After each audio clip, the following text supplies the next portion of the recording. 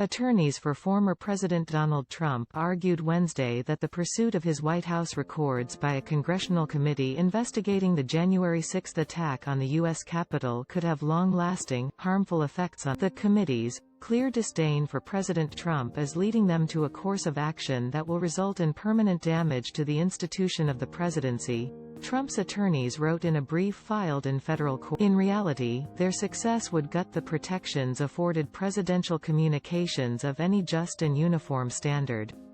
An incumbent president would always be able to condemn the actions of a former president from a rival party and permit confidentiality to be broken to further political ends. Lawyers for the bipartisan January 6 committee urged the U.S. Circuit Court of Appeals for Washington, D.C., this week to quickly release Trump White House records related to the attack on the Capitol.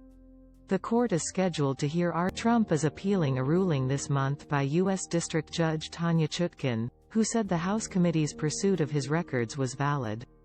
Trump has claimed executive privilege over his White House records, but President Joe Biden refused to grant the privilege over the documents, including memos, emails, records of White House conversations. Trump's attorneys have suggested in briefs that partisanship motivated. The appeals court recently granted Trump a short-term reprieve by temporarily blocking the National Archives from turning his White House files over to the January 6 committee. In addition to seeking the records, the House committee has issued batches of subpoenas in recent weeks to dozens of Trump administration officials and allies of the former president.